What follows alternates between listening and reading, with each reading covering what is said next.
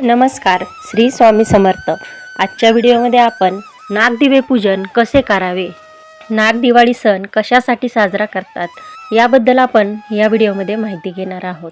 नागदिवाळी हा महाराष्ट्रात मार्गशीर्ष शुद्ध पंचमीला साजरा होणारा सण आहे, ज्यामध्ये नागांची पूजा केली जाते आणि कुटुंबातील सदस्यांच्या नावाने पक्वानावर दिवे लावले जातात। हा सण विशेषतः विदर्भ, मराठवाडा आणि कोकण सारख्या भागांमध्ये साजरा होतो आणि याला शेतीशी जोडले जाते। या दिवशी नाग प्रतिमेची पूजा करण्याची व घरात जेवढे सदस्य असतील त्या प्रत्येकाच्या नावाने पक्वान करून त्यावर एक एक दिवा लावण्याची प्रथा महाराष्ट्रात आहे। या दिवशी नागांची आणि नाग प्रतिमेची पूजा केली जाते। दिवा हे दीर्घायुष्याचे प्रतीक मानले जाते। या दिवशी नागांची पूजा करण्याची प्रथा आहे आणि याला स्कंद पुराणातही उल्लेख आहे। खरीपातील धान्य घरी आल्यावर त्याचा आनंद साजरा करण्याशी हा सण जोडला जातो, त्यामुळे शेतकऱ्यांसाठी याचे विशेष महत्त्व आहे। आपल्याकडे दिवाळी, देवदिवाळी आणि यानंतर नागदिवाळी साजरी करण्याची परंपरा असून यात महत्त्वाचे म्हणजे दिवे आहे। आपल्या जीवनातील अंधकार दूर होऊन प्रकाश यावा हीच यामागील श्रद्धा आहे। नागदिवाळीला लावण्यात येणारा दिवा हे दीर्घायुष्याचे प्रतीक व नाग हे कुलाच्या मूळ पुरुषाचे प्रतीक मानतात। या मूळ पुरुषाच्या कृपेने घरातल्या ह्या पुरुषांना दीर्घायुष्य लाभावे असा हेतू असतो। स्कंद पुराणात म्हटल्याप्रमाणे शुक्ला मार्गशिरे पुण्या श्रावणे याच पंचमी स्नानदान्ये बहुफला नागलोक प्रदायनी।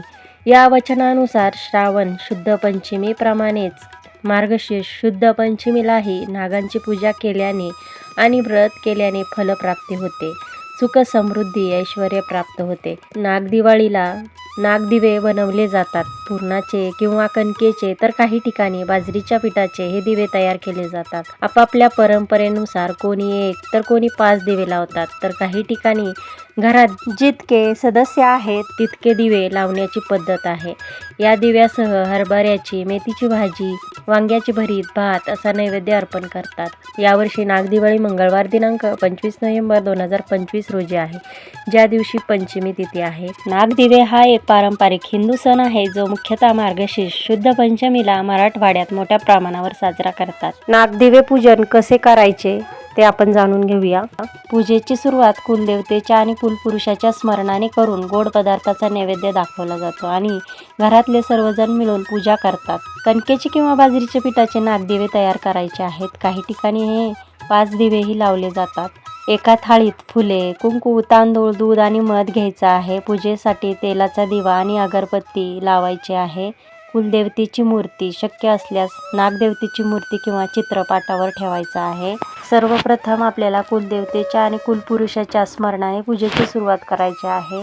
गोड पदार्थाचा नैवेद्य तयार करायचा आहे। काही ठिकाणी अशी प्रथा आहे, घरात जेवढे पुरुष आहेत तेवढे गोड पदार्थ बनवून त्यावर दिवे लावले जातात। कणकेचे किंवा बाजरीच्या पिठाचे दिवे लावून त्यामध्ये फुलवात लावून ती फुलवात देवाला ओवाळली जाते। हे सर्व दिवे एका ताटात ठेवून देवांची पूजा केली जाते आणि त्या दिव्यांचे आशीर्वाद सर्व घरातील सदस्यांना दिले जातात। या सणाचा हेतू दीर्घायुष्य, कुटुंबातील एकता व संस्कृतीचे संवर्धन हा आहे। तर आजच्या व्हिडिओमध्ये आपण नागपूजन कसे करावे, नागदिवाळी का साजरी केली जाते याबद्दल माहिती घेतलेली आहे। तर ही माहिती आणि हा व्हिडिओ आवडला असेल तर लाईक, शेअर, सबस्क्राईब करायला विसरू नका आणि चॅनलवर जर नवीन असाल तर सबस्क्राईब करा। धन्यवाद। श्री स्वामी समर्थ।